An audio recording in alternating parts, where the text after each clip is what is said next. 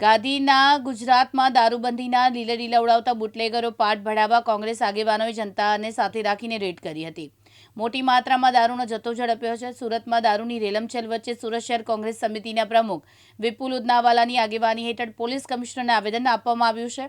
7 દિવસમાં સુરતને ડાય બનાવવા અપીલ કરવામાં આવી છે. જો કે પોલીસ તંત્ર દ્વારા આંખ આડા કાન કરવામાં આવ્યા છે અને દારૂના અડ્ડા બેરોકટોક ચાલી રહ્યા છે. કમિશનરને આપેલું અલ્ટિમેટમ પૂર્ણ થયા પછી મંગળવારે મોડી સાંજે કોંગ્રેસ પ્રમુખની આગેવાની હેઠળ દરોડા પાડવામાં આવ્યા. મોટી માત્રામાં દારૂનો જથ્થો મળી આવ્યો હતો. રેડ કર્યા પછી કોંગ્રેસ પ્રમુખે પોલીસને કોલ કર્યો, જેના પગલે હાફડી થઈને દોડતી થયેલી પોલીસે સ્થળ પર જઈને દારૂનો જથ્થો કબજે લીધો. જો કે બુટલેગરની ધરપકડ કરવામાં આવી છે કે નહીં તેનો તો ફોડ પાડવામાં આવ્યો નથી. આ મામલે કોંગ્રેસ દ્વારા ફરિયાદ નોંધાવવાની પ્રક્રિયા હાથ ધરી છે. સારોલી પોલીસ સ્ટેશનમાં વિસ્તારમાં દારૂની રેલમછેલ. ભરત કેન્સર હોસ્પિટલ સામે સારોલી પોલીસ સ્ટેશનની હદમાં ચાલતા અંગ્રેજી દારૂનો જથ્થો મળી આવ્યો છે, જેને પગલે સારોલી પોલીસ સ્ટેશનમાં ફિક્સમાં મુકાઈ ગયું છે. પાટીદાર અને રાજસ્થાનની તેમજ સ્થાનિક સુરતીઓથી છલકાતા વિસ્તારમાં ખુલ્લેઆમ દારૂનો અડ્ડો ધમધમતો હોવાથી મહિલાઓ તેમજ સજ્જનોને ત્યાં પસાર થવામાં મુશ્કેલીઓ પડતી હોય છે.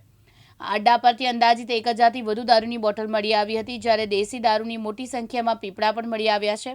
આ રેડમાં કોંગ્રેસના પ્રમુખ આગેવાનો સહિત જનતા જોડાઈ હતી. સારોલી પોલીસ સ્ટેશનની હદ વિસ્તારમાં ખુલ્લેઆમ ચાલતા અડ્ડા પર જનતા રેડ પછી કોંગ્રેસ પ્રમુખ વિપુલ ઉધનાવાલાએ સારોલી પીઆઈ તેમજ ડી સ્ટાફને ડિસમિસ કરવા માંગ કરી છે. મુકેશ ગુરવ, દિવ્યાંગ ન્યૂઝ, સુરત.